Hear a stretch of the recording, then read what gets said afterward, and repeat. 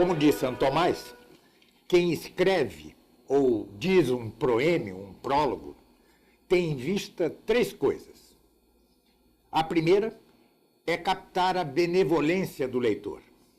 A segunda é captar a docilidade do leitor. E a terceira é agarrar a atenção do leitor, prender a atenção do leitor ou do ouvinte.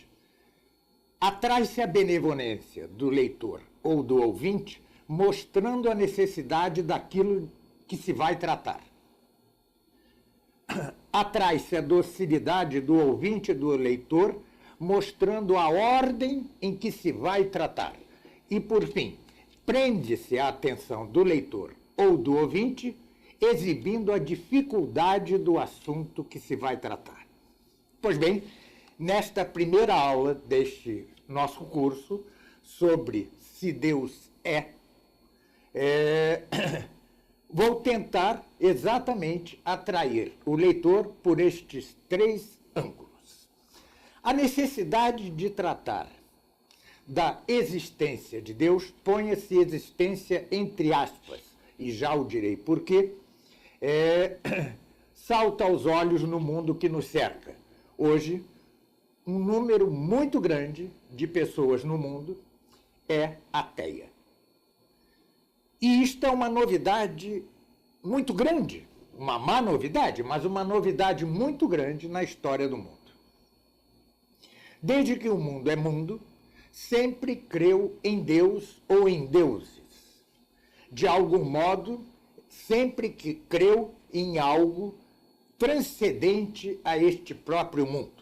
De algum modo, ainda que esse Deus ou deuses fossem falsos, ainda que essa transcendência não fosse perfeita, senão que fosse em parte uma imanência, o fato é que raramente, desde que o mundo é mundo, houve grande número de ateus. Sim, sempre houve grande número de ateus, mas não o número que hoje há e que resulta de uma série de revoluções que começaram ali por volta do século XV e XVI. Esta grande quantidade de ateus atualmente existente é resultante de um processo longo, revolucionário, que não poderei tratar aqui. Tenha-se como ponto de partida que o mundo hoje é, em grande parte, ateu, ou, ao menos, indiferente religiosamente. Ao menos. Mas, em grande parte, o ateísmo está presente no mundo de hoje. Pois bem, o homem não foi feito para este mundo. O homem foi feito para outro mundo, para Deus mesmo. Mas, para que atinja este fim, que é seu fim último, é necessário que creia em Deus. É necessário que esteja certo, convicto de que Deus é, da existência de Deus, existência sempre entre aspas.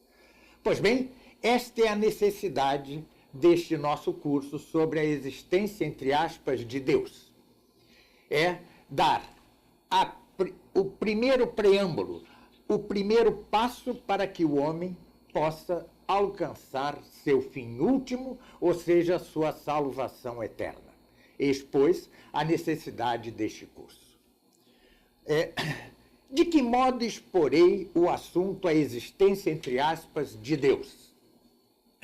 Seguindo a questão 2 da primeira parte da Suma Teológica de Santo Tomás de Aquino.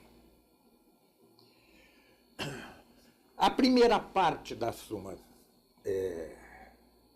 Teológica de Santo Tomás de Aquino, que é, como dizia Pio XI, o céu visto da terra, e pode dizer-se que é o ápice do intelecto humano, esta primeira parte trata da essência de Deus,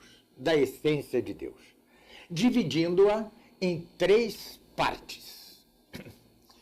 A primeira destas três partes é exatamente isto de que trataremos aqui, a existência de Deus.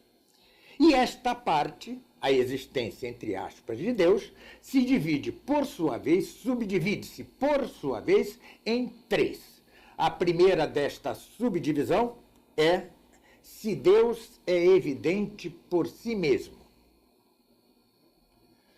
A segunda parte é se a existência de Deus, sempre entre aspas, é demonstrável, se pode demonstrar a existência de Deus. E a terceira destas subdivisões é exatamente se Deus é. Aproveite-se já para dizer algo brevemente quanto à existência de Deus. O verbo existir quer dizer provir de. Este é seu étimo, este é seu sentido etimológico, esse é seu sentido original.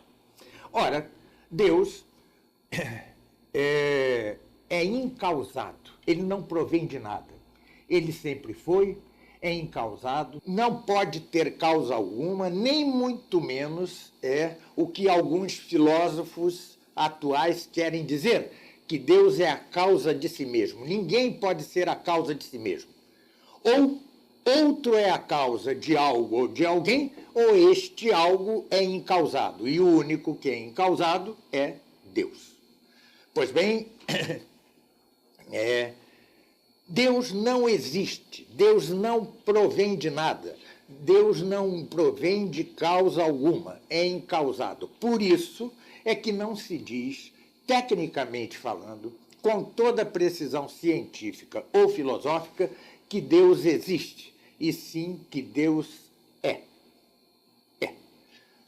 Trata-se, pois, não da existência de Deus, mas do ser de Deus.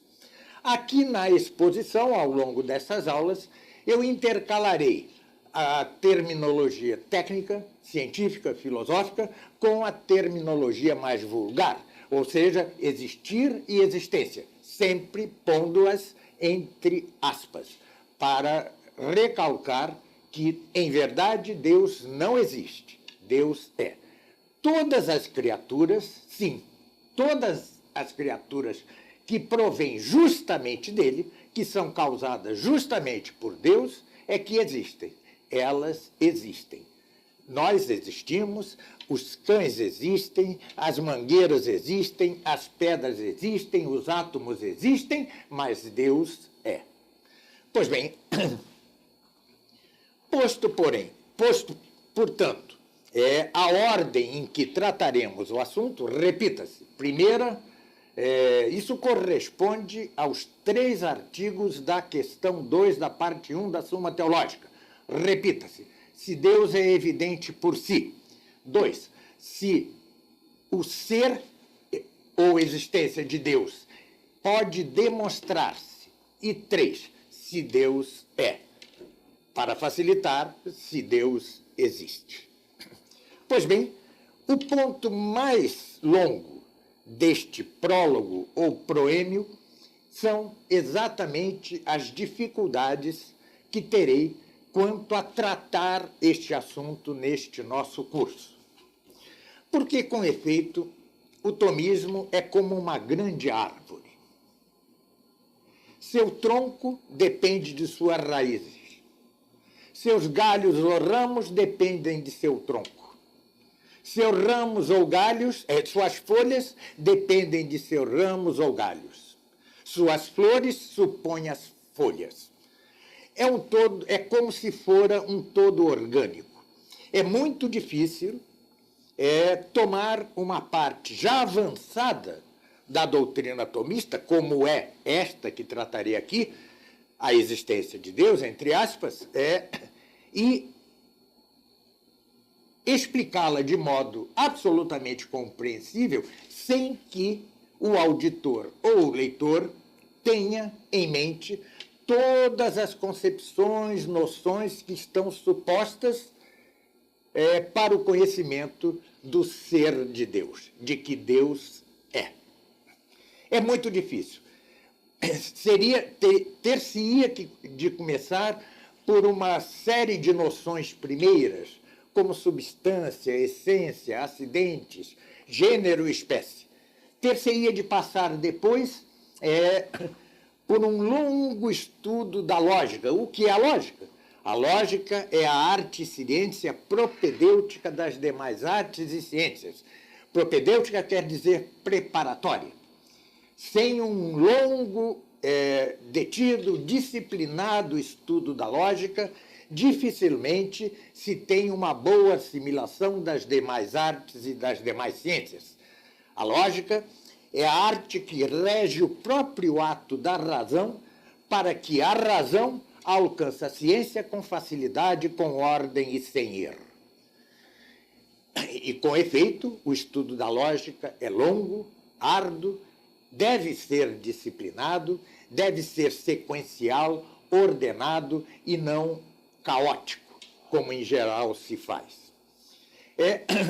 Terminada a lógica, stricto sensu, ou seja, a lógica em sentido estrito, ainda há as partes chamadas potenciais da lógica. É como uma escadinha, cujos degraus são a dialética, a retórica e a poética. Poética que inclui, por sua vez, não só a literatura, mas também o teatro, a música, a escultura, a pintura, o cinema, etc. A dança. Passado por tudo isso, ou seja, pela lógica stricto sensu e por suas partes potenciais, estas que acabo de referir, passa-se então a chamada física geral. A física geral, ela é o primeiro degrau da ciência mais estritamente dita. Mais propriamente falando, a ciência começa mesmo, de fato, na física geral. Esta, por sua vez, tem suas partes já não potenciais, como as tem a lógica, mas as partes subjetivas, a saber, a cosmologia, a química, a biologia, a psicologia ou antropologia. Terminado isso, ou seja, conhecida a alma humana, passa-se às chamadas ciências práticas, a saber, a ética, a econômica e a política.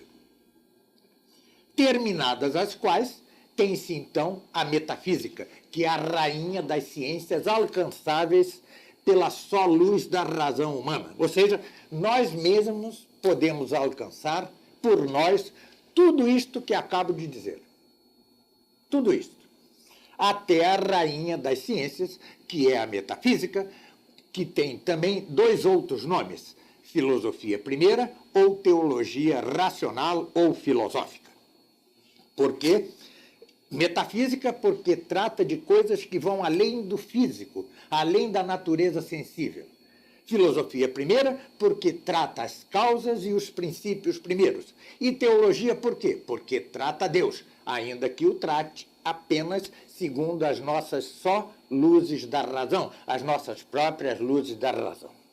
Pois bem, galgados todos estes degraus ou escalões, alcança-se, então, a possibilidade de estudar a teologia sagrada, que já não se alcança pelas nossas luzes racionais, senão que dependem de princípios que não nos são fornecidos pela revelação divina. A saber, os princípios da teologia sagrada são os artigos de fé. Pois bem, isto que vamos tratar aqui, a saber, a existência de Deus, entre aspas, ou seja, que Deus é, está na confluência entre a metafísica ou teologia racional e a teologia sagrada ou teologia sobrenatural. Digo que está na confluência porque a teologia sagrada, cujos princípios, repito, são os artigos de fé, de per si, não necessitaria da filosofia. A fé e a teologia sagrada, de si, não necessitam de nada, porque são reveladas. Os princípios da fé são revelados e são esses princípios mesmo de que parte a teologia sagrada. Sucede, porém, que nosso intelecto é demasiado débil para tratar apenas do dado revelado e fazer ciência sem mais nada, sem apoio em nada. a debilidade de nosso intelecto e sempre se há de recordar que não somos anjos, senão que somos homens, o que supõe dizer que o nosso intelecto é racional, é temporal, é diacrônico, necessita de tempo para desenvolver-se, ao passo que o intelecto angélico é intuitivo. Um dia poderia falar aqui das debilidades da epoquê da fenomenologia, porque a epoquê fenomenológica supõe que sejamos anjos e tenhamos, de certo modo, um conhecimento intuitivo das essências. Mas não é este o assunto de que tratarei. Portanto, diga-se que, pela debilidade de nosso intelecto, que não é angélico, que só alcança as essências ao cabo de definições e de silogismos ou argumentações. Por isso mesmo é que a teologia sagrada necessita da filosofia como de uma serva, não por si mesma, porque ela seria autossuficiente, mas para que nosso débil intelecto possa manter-se melhor e mais firmemente na mesma fé e na mesma teologia. É nossa debilidade o que nos faz recorrer à filosofia. Mas, considerada esta debilidade, que é essencial ao homem, a teologia sagrada necessita, sim, da filosofia. Como veremos ao longo de nossas aulas aqui, o assunto se Deus existe, entre aspas, se Deus é em latim, utrum Deus sit, se Deus é, antes de tudo, um assunto metafísico. Ou seja, antes de tudo, ele é um preâmbulo da fé. Ele está antes na metafísica que na teologia sagrada. Mas veja-se que Santo Tomás o trata no âmbito de sua Suma Teológica, que é o ápice de sua teologia. Pois bem, por isso eu digo confluência. Poder-se-ia tratar na metafísica, e é assim que o trato em outros lugares. Mas Santo Tomás julgou melhor, por bem, tratá-lo no âmbito da teologia sagrada. Toda a primeira parte da longuíssima Suma Teológica de Santo Tomás de Aquino, quase toda ela, gira em torno de preâmbulos da fé, de coisas que não são propriamente de fé, senão que são racionais e poderiam alcançar-se por nossa própria razão. Sucede, porém, que, historicamente, poucos o alcançaram. Quem melhor o alcançou, a existência de Deus, foi Aristóteles, e ainda assim imperfeitamente. Aristóteles não alcançou uma série de coisas, que Deus é o ser subsistente por si mesmo, ele não alcançou a criação, ele não alcançou uma série de verdades relativas a Deus, que se podem alcançar pela razão e que, no entanto, a maioria nunca alcançou. Como diz Santo Tomás na Suma contra os Gentios, se Deus não revelasse sua própria existência, que ele é, e o revela no Êxodo, quando diz a Moisés, eu sou aquele que sou, ao dizer eu sou aquele que sou, ele diz que é, ou seja, que existe, entre aspas. Se ele não o fizesse, só muito poucos alcançariam a existência de Deus, entre aspas. E isso só depois de muito tempo, e ainda assim com muitos defeitos.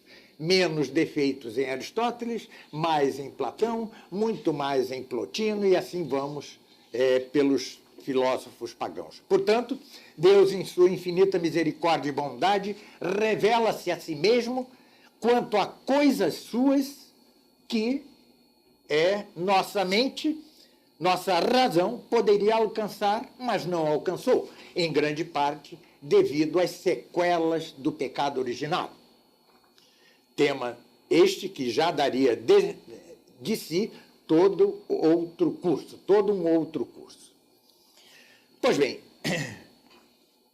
então a principal dificuldade, o principal escolho que terei aqui ao ministrar este curso será exatamente que não posso dar algo que suponha alguns anos antes disto, alguns anos de estudo.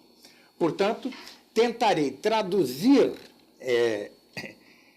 em termos ou de modo compreensível aos que me assistem isto que, na verdade, está como num ápice de anos de estudo. Por sua vez, por outro lado, a Suma Teológica, incluindo a parte em que se trata da existência de Deus, se faz segundo o método da questão disputada.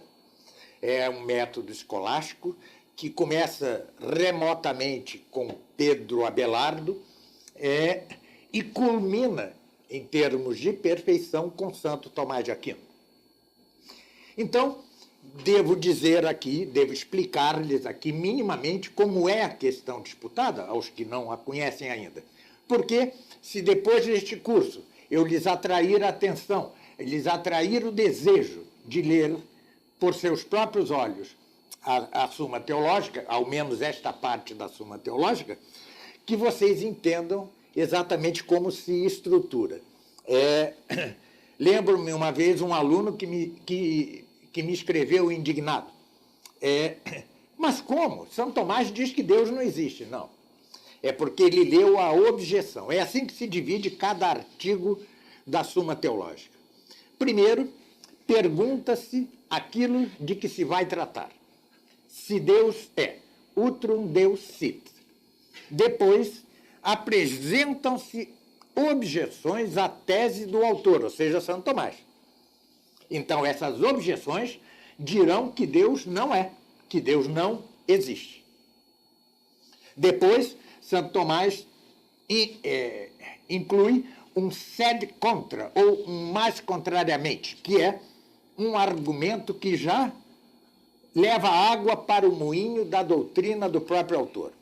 Depois vem o corpus, a resposta do mesmo Santo Tomás, o corpo central da resposta, para, por fim, responder uma a uma, cada uma daquelas objeções à doutrina que se defende no artigo. Vejam que não é uma estrutura fácil, requer memória, porque quando se chega à resposta a cada uma daquelas objeções, já se passou por toda uma longa resposta, então a tendência nossa é esquecer a que se está respondendo ali. Pois bem, vou aqui na exposição alterar esta ordem em prol do entendimento algo mais fácil da parte de vocês. Vou primeiro enunciar as respostas e, ao fim da resposta geral, do corpo da resposta, do corpus, em latim, então direi as objeções e a resposta em seguida a cada uma dessas objeções. Então, inverterei a ordem dos artigos postos na Suma em prol de uma maior facilidade no âmbito deste nosso curso, que não é longo. Pois bem, creio que posso resumir agora este preâmbulo, este proêmio, este prólogo. A necessidade deste curso, ou seja, a necessidade de mostrar que Deus é, que Deus existe, e relembremos que o melhor é dizer Deus é, porque existir quer dizer provir de alguma causa, e Deus é incausado, como se verá, a necessidade é patente, ou seja, depende de que saibamos que Deus existe, nada menos que nossa salvação eterna. Aquele que não crê num destino eterno para o homem, num fim eterno para o homem e sobrenatural, condena-se a si mesmo a limitar-se ao horizonte que lhes dá o ser pastos de vermes.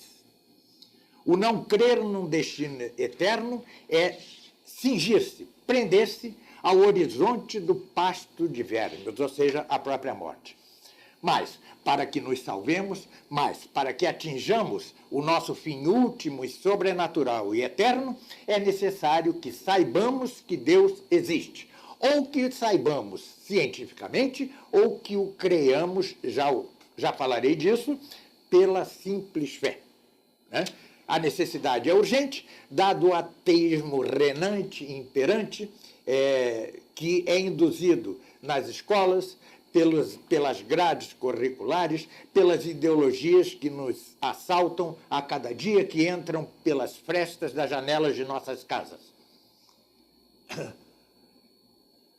A ordem em que exporei esta questão é a ordem mesma dos 3 artigos em que se divide a questão 2 da primeira parte da Suma Teológica de Santo Tomás de Aquino. Ou seja, se Deus é evidente, é a primeira parte. Segundo, se a existência de Deus, ou o ser de Deus, mais precisamente, é demonstrável, pode demonstrar-se, ou é produto de intuição ou de sentimento. E 3, finalmente, a demonstração de que Deus existe, de que Deus é. Isto nas chamadas e famosas 5 vias de Santo Tomás de Aquino. E, por fim, as dificuldades se devem, antes de tudo, a que ministrarei a vocês um corpo doutrinal que pressupõe longos anos de estudo, o que me obriga a alterar a ordem da exposição, tal como é posta ou dada na Suma Teológica, em prol de uma maior facilidade para os que me ouvem neste curso. Creio que com isso posso encerrar o nosso preâmbulo, o nosso prólogo, e já na próxima aula tratar o primeiro problema, a primeira questão que se há de responder: se Deus é evidente por si mesmo. Muito obrigado pela atenção e até a próxima aula.